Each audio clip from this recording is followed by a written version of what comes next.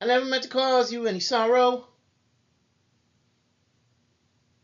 I never meant to cause you any pain. I only wanted one time to see you laughing. I only wanted to see you laughing in the purple rain. Purple rain, purple rain. Purple rain, purple rain. Purple rain, purple rain.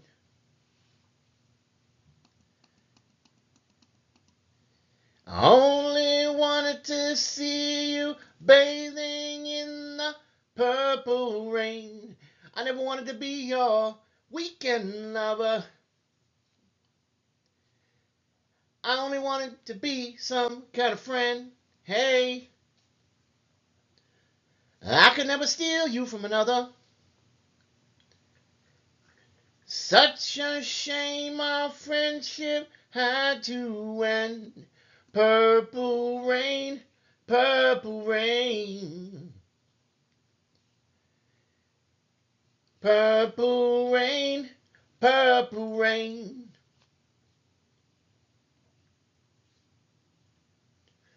Purple rain, purple rain. I only wanted to see you underneath the purple rain.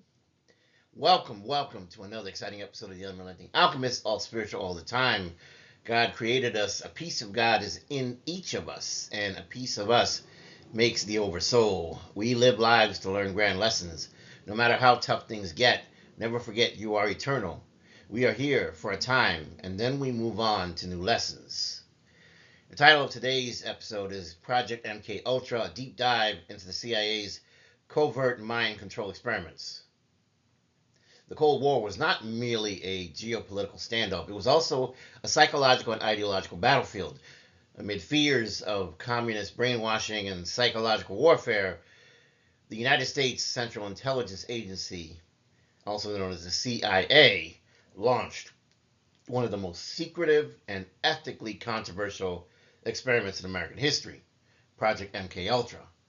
Officially sanctioned in 1953 and shrouded in mystery for decades, MKUltra was a covert CIA program focused on mind control, brainwashing, and behavioral manipulation using a vast array of psychological, pharmacological, and neurological techniques. This video aims to explore the history, the methodologies, the ethical implications, and the enduring legacy of MKUltra. So let's talk about the historical context and the origins. MKUltra emerged from a climate of deep suspicion and fear during the early Cold War.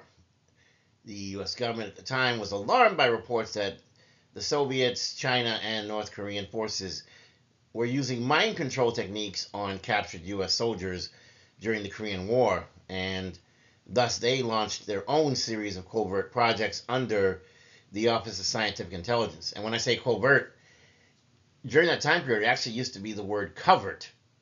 But apparently during that time, some individuals in the CIA began to pronounce the word covert, and that's how we come to the word covert now.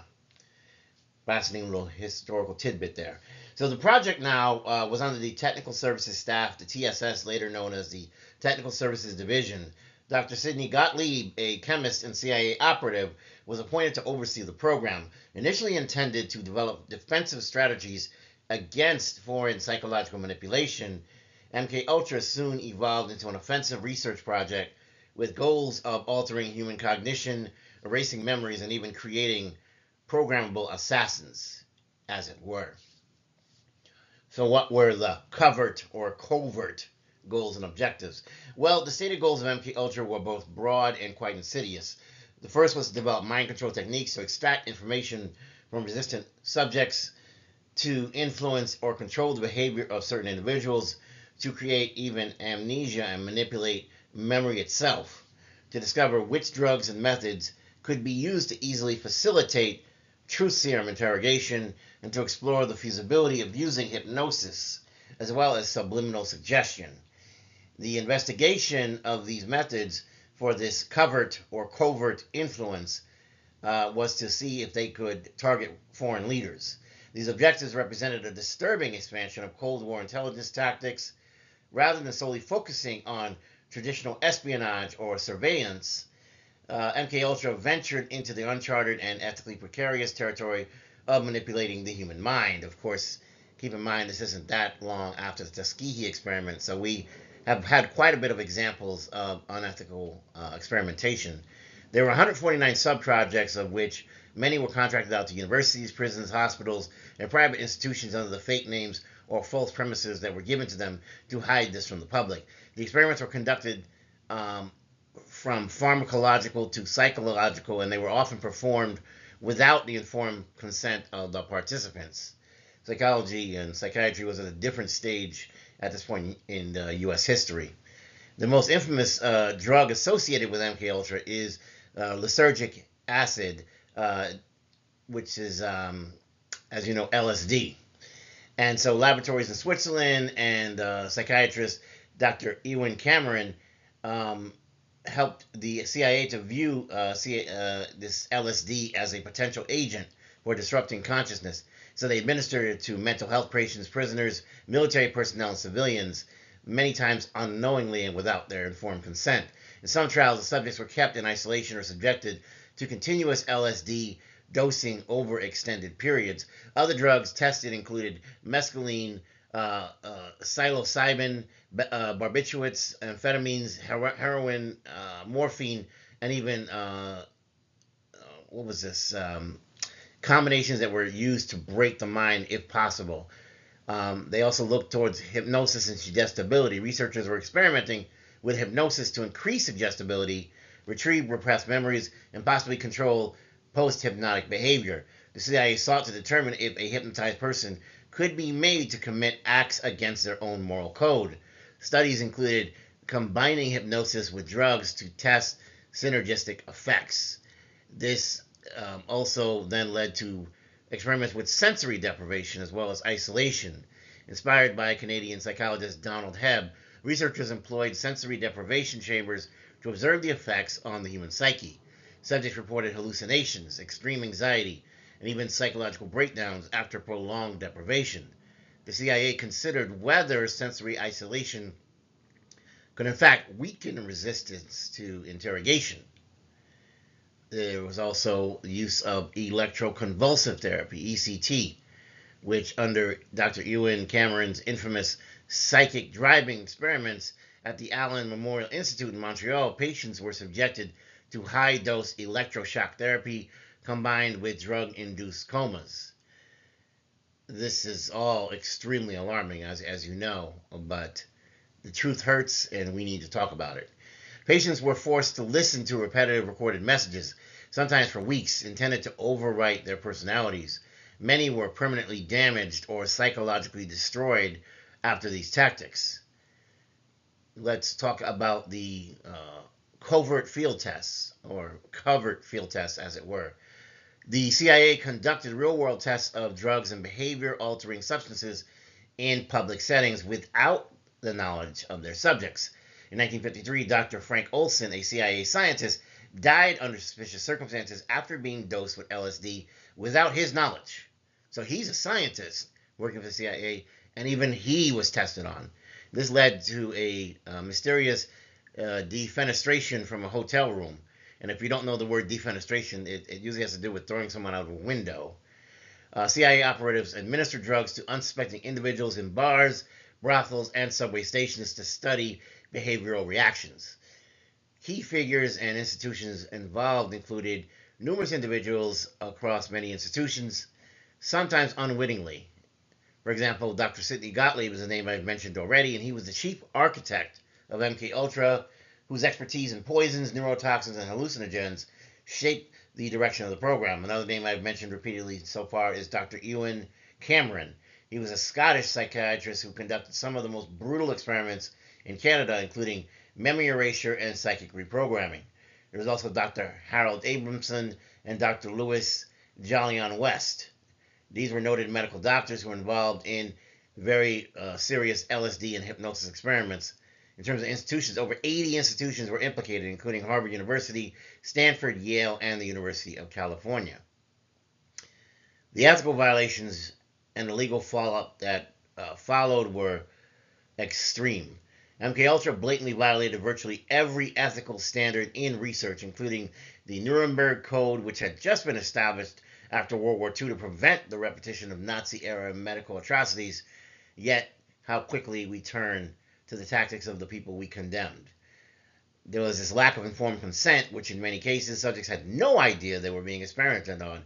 Prisoners, hospital patients, soldiers, and even CIA operatives were drugged or manipulated without their knowledge.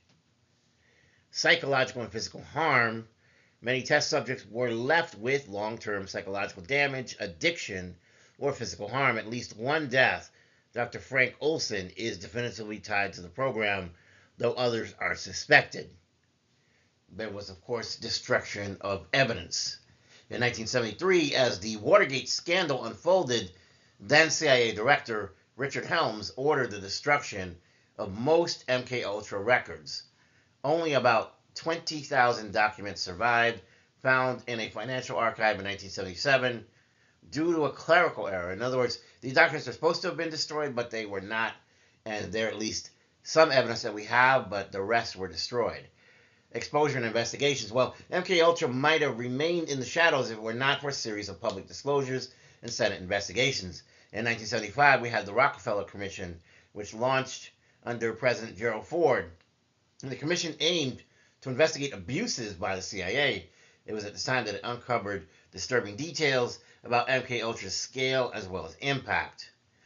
We also have the Church Committee, 1975 to 1976, led by Senator Frank Church. This Senate committee had held televised hearings revealing the extent of illegal domestic spying and mind control experiments. Dr. Sidney Gottlieb testified in secret. The committee concluded that MKUltra violated U.S. laws and fundamental human rights. Under the Freedom of Information Act and the 1977 hearings, they discovered the surviving MKUltra documents, which I had mentioned, were really based on an error. If they hadn't committed the error, those documents would have been destroyed as well. And they revealed the sub-projects related to biological agents, brain implants, and even psychiatric manipulation. The victims and the lawsuits were extensive. Though the CIA settled a few civil lawsuits, many victims never received justice or compensation, being stonewalled and finding their cases did not progress as hoped. In Orkalo versus the United States in the 1980s, patients of Dr. Cameron sued the U.S. government and won modest settlements. Dr. Frank Olson's family eventually received a formal apology and compensation, but doubts remain about the true circumstances of his death and what was done to him.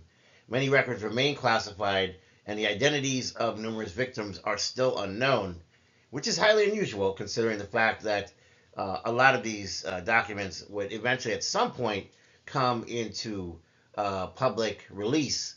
But apparently even after this, and considering the seriousness of what was going on, considering the CIA operations, many of these documents have not necessarily been revealed or released. MKUltra inspired numerous films and books, including The Manchurian Candidate, Jacob's Ladder, The Parallax View, Stranger Things, and The X-Files. Conspiracies around assassinations, including JFK and RFK, have referenced MKUltra techniques such as hypnosis or drug-induced behavior control. MKUltra definitely triggered many policy changes and reforms in human subject experimentation and research, including the 1974 National Research Act and stricter Institutional Review Board (IRB) protocols.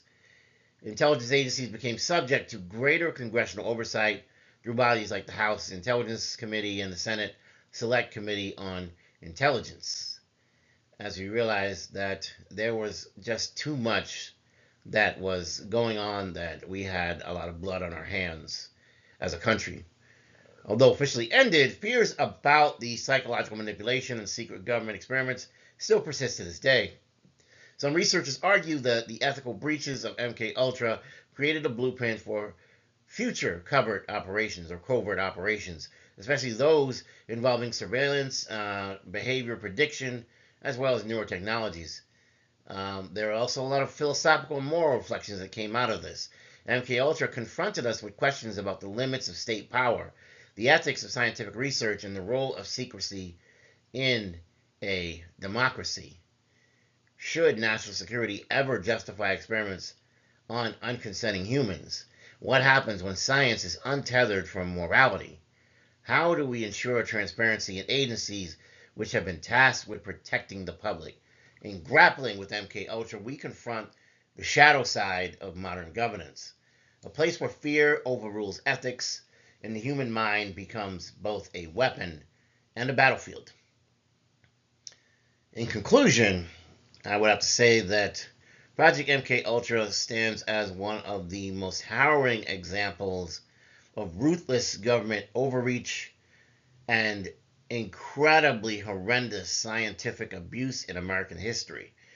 Under the guise of national security, the CIA sanctioned a wide range of human experiments that violated just about every conceivable ethical boundary. The secrecy surrounding MKUltra, the destruction of its records, and the difficulty in assessing its true impact on what really occurred make it a cautionary tale about unchecked power and the moral void that will arise when science is conscripted into the art of war. Its legacy lingers not just in the history books or in conspiracy theories, but in the painful stories of the victims left behind and the hard lessons it taught us as a country struggling to balance security, science, and human dignity. Thank you for joining me in the Sacred Hour. This has been the Unrelenting Alchemist. My book is out. The SOPHIAN Way is on Amazon, and I will provide links on how you can get the paperback copy as well as the Kindle copy. Until next time, walk wisely, walk bravely, and when the dark calls, answer not with fear, but with fire and light. Take care. And if I don't see you, good morning, good afternoon, good evening, and good night. Please don't forget to like, share, and subscribe. I love you.